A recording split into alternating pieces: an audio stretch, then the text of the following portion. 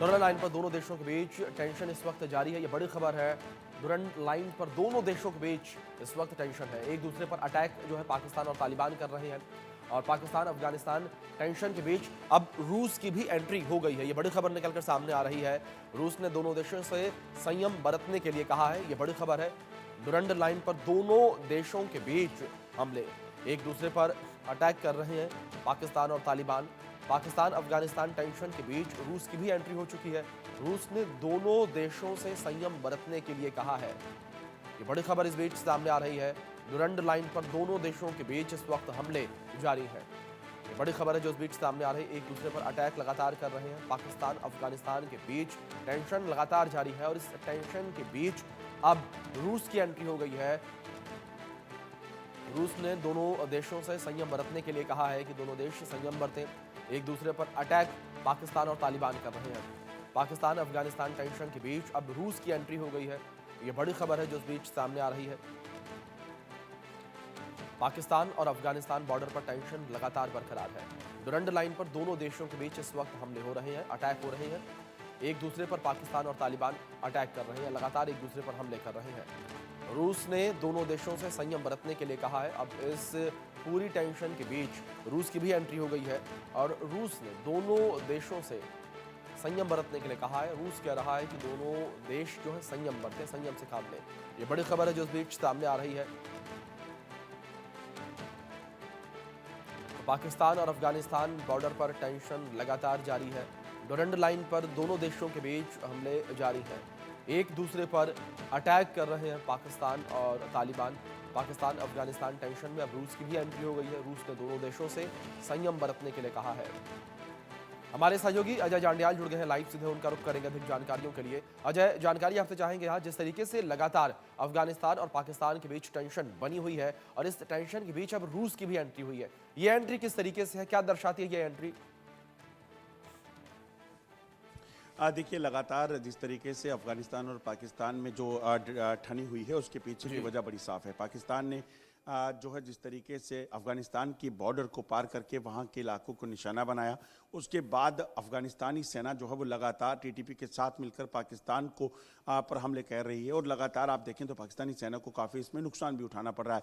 मगर रूस की एंट्री का मतलब बड़ा साफ है कि जिस तरीके से रूस की इसमें एंट्री हुई है उसके बाद ये विवाद अब थमने वाला नहीं है। जिस तरीके से आप देखें तो रशिया यूक्रेन का युद्ध चल रहा है, दूसरी तरफ से हमास इसराइल का युद्ध चल रहा है। तो ऐसे में अगर यहाँ पर भी अफगानिस्तान पाकिस्तान आमने सामने है और बीच में रूस की एंट्री होती है तो यकीनन आने वाले समय में ये युद्ध की शक्ल जो है वो ले सकता है और पाकिस्तान के लिए खासतौर पे जो है वो परिस्थितियां खराब हो सकती हैं। क्योंकि अफगानिस्तान सेना जो है आप देखें तो वो युद्ध के लिए माहिर है। माहिर इसलिए मैं कह रहा हूं क्योंकि आप देखें तो अमेरिकन फोर्सेस के घुटने अगर किसी ने टिकाए तो उसके पीछे अफगानिस्तान रहा। बेशक उनको नुकसान उठाना पड़ा मगर अफगानिस्तान में आकर भी अमेरिका जो है वो हरा नहीं सका अफगानिस्तान के लोगों को, तो उन तालिबान को। तो आज तो तालिबान सरकार में है, तो ऐसे में यकीनन जिस तरीके से वो लगातार पावर में है, हथियार हैं और कहीं ना कहीं आसपास के देशों के साथ अब जो उनके संबंध है उसमें अगर कहीं उन्हें फ़ायदा मिला तो पाकिस्तान के लिए काफ़ी चुनौतियां होंगी। रूस के शामिल होने के बाद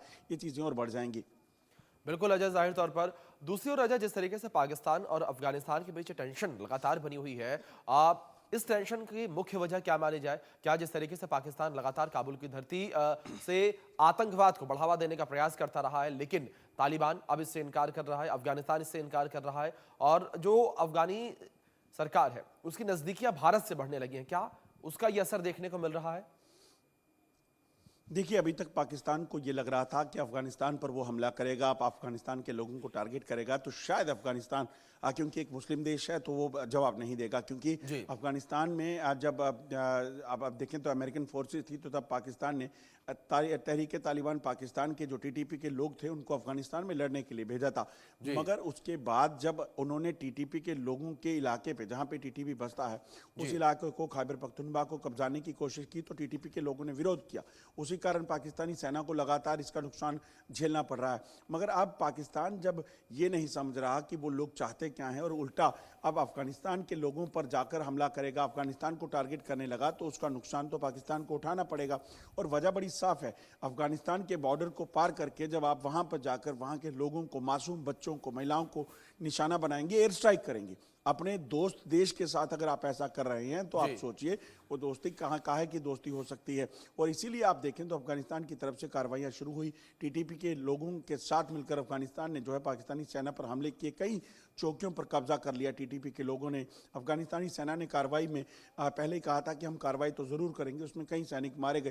तो ऐसे में ये विवाद जो है वो पाकिस्तान का अपना बनाया हुआ है जी। और उसी का असर जो है इस वक्त ग्राउंड पे दिख भी रहा है। जी अजय, जिस तरीके से आपने टीटीपी का जिक्र किया, अगर बात टीटीपी को लेकर की जाए तो टीटीपी पाकिस्तान में भी अटैक करता रहा है और टीटीपी लगातार ये चाहता रहा है कि पाकिस्तान में शरिया कानून लागू हो। जिस तरीके से पाकिस्तान भी अब जो है मुस्लिम बहुल्य क्षेत्र है, मुस्लिम बहुल्य देश है, तो ऐसे में वहां पर शरिया कानून लागू हो, क्या आप ये उसकी आग भी कह सकते हैं उसको लेकर भी, क्योंकि दोनों के बीच तनाव देखने को मिला था?